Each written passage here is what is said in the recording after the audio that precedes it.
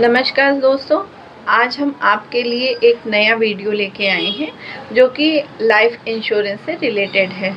इसमें हम एक एडवाइज़र कैसे बन सकते हैं इस विषय पे चर्चा करेंगे। सर, आप कुछ बताइए हमें कि अगर हमें किसी भी लाइफ इंश्योरेंस कंपनी का एक एजेंट बनना है तो क्यों बनना है? देखिए, अगर आपका कोई व्यवसाय चल रहा है या आपका कोई व्यवसाय नहीं चल रहा है, आप स्टूडेंट हैं, तो इस इंश्योरेंस के व्यवसाय को आप सेकेंडरी इनकम के रूप में ले सकते हैं। हालांकि कुछ लोग इसे स्टार्टिंग में एज ए कैरियर भी लेते हैं और कैरियर में बहुत सफल भी होते हैं, और कुछ लोग इसको सेकेंडरी लेके चलते हैं। तो ये तय करता है कि आप इस व्यवसाय को कैसे किस रूप में लेना चाहते हैं। अगर मैं कहूँ कि योग्यता की बात, तो इसमें सिंपल हाई स्कूल पास होना चाहिए आपको, और इसके लिए आप एक एग्ज़ाम होता है जो बीमा विनियामक विकास प्राधिकरण ARDA के द्वारा ये कंडक्ट किया जाता है। इस एग्ज़ाम को जब आप पास करते हैं तो 50 नंबर का ये एग्ज़ाम होता है, जिसमें 17 नंबर पाने आपके लिए ज़रूरी होता है। वो एग्ज़ाम आप पास कर लेते हैं तो आप किसी भी कंपनी में एजेंटशिप आप ज्वाइन कर सकते हैं। सर, क्या इसकी कोई एज भी होती है? कोई एज नहीं होती है, 18 साल से ऊपर आपका होना ज़रूरी है। अच्छा सर, इसमें कोई क्या इन्वेस्टमेंट वगैरह है? इसमें कोई इन्वेस्टमेंट नहीं है। हाँ, एक नॉमिनल फ़ीस होती है जो अलग अलग कंपनियों में अलग अलग होती है। हालांकि ज़्यादातर कंपनियों ने फ़ीस का वेवर रखा है, कुछ एक क्राइटेरिया रखा है जिनसे फ़ीस ली जाती है, और कुछ क्राइटेरिया रखा है जिनसे फ़ीस नहीं ली जाती है। तो आप अपनी कंपनी के अनुसार आप पता कर लें। अच्छा सर, इसमें एजेंट जो होते हैं, हमारे एडवाइज़र जो हैं, वो मतलब किस तरह से काम करेंगे? उनको कैसे काम करना होगा? जैसे मैंने पहले बताया कि यहाँ पे कोई दबाव नहीं है, यहाँ पे आप स्वयं बॉस हैं। आप अपना काम अपने हिसाब से, अपने सुविधा अनुसार, अपना सब कुछ आपका है, आप अपने हिसाब से इसमें काम कर सकते हैं। कुल मिला के आपको कमीशन तभी मिलेगा जब आप पॉलिसी को सेल करने में सफल हो सकेंगे। आप सुबह कीजिए, शाम कीजिए, दोपहर कीजिए, जैसे भी आप कर सकते हैं वो आपके ऊपर निर्भर करता है। या खाली अगर आप कहीं सैलरी पर्सन हैं, कहीं आप काम कर रहे हैं, तो आप संडे कीजिए। अगर आप व्यवसायी हैं, आपको समय नहीं मिल रहा है, तो जिस दिन आपका मार्केट का वीक ऑफ होता है उस दिन कीजिए।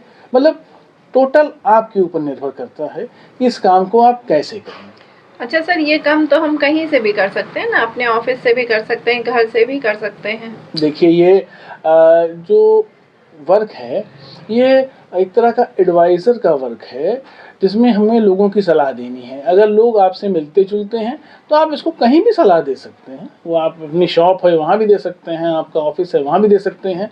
पर अगर आप किसी जॉब में हैं, तो आपको अपने वर्किंग टाइम में इस काम को नहीं करना चाहिए, क्योंकि जिस वर्क के लिए आप डिप्यूट हुए हैं, आपको अपना पूरा वर्किंग टाइम जो उस ऑफ़िस के लिए 10 से 6 का निर्धारित है, जहाँ जिस पद पे, जिस गरिमा पे आप हैं, उसको आप कंप्लीट कीजिए। शेष समय में अगर आप करना चाहते हैं तो आप कर लीजिए। अच्छा सर, ये एडवाइज़र के बारे में और कोई ख़ास चीज़ जो आप बताना चाहते हैं? सिंपल सी चीज़ है कि आप इस व्यवसाय को करना क्यों चाहते हैं, इस पर आप ध्यान दीजिए। जी। ये एक ऐसा व्यवसाय है जिसमें किसी भी प्रकार की कोई लागत नहीं लगती है। अगर इसमें कुछ लगता है तो आपका श्रम लगता है, आपका व्यवहार लगता है, आपके लोगों के साथ कैसे रिलेशंस हैं, इस पर ये व्यवसाय टिका हुआ है। आपको लोगों को सही इन्फॉर्मेशन देनी है, उनके लिए कौन सी पॉलिसी सही है, उनकी नीड एनालिसिस करनी है, उन्हें सही प्रोडक्ट बताना है, और उनकी हेल्प करनी है कि कठिन समय में अगर उनके ऊपर कोई समस्या आती है, कठिन समय में उन्हें फाइनेंशियल सपोर्ट मिले, इसलिए उनको ये प्रोडक्ट आपको सेल करना है। और ये उन्हें समझाना है कि ये आप अपने कमीशन के लिए नहीं कर रहे हैं, आप कोई बोनस या बोनंजा जीतने के लिए नहीं कर रहे हैं, ये उनकी ज़रूरत है, आप उसकी खाली मदद कर रहे हैं उनकी।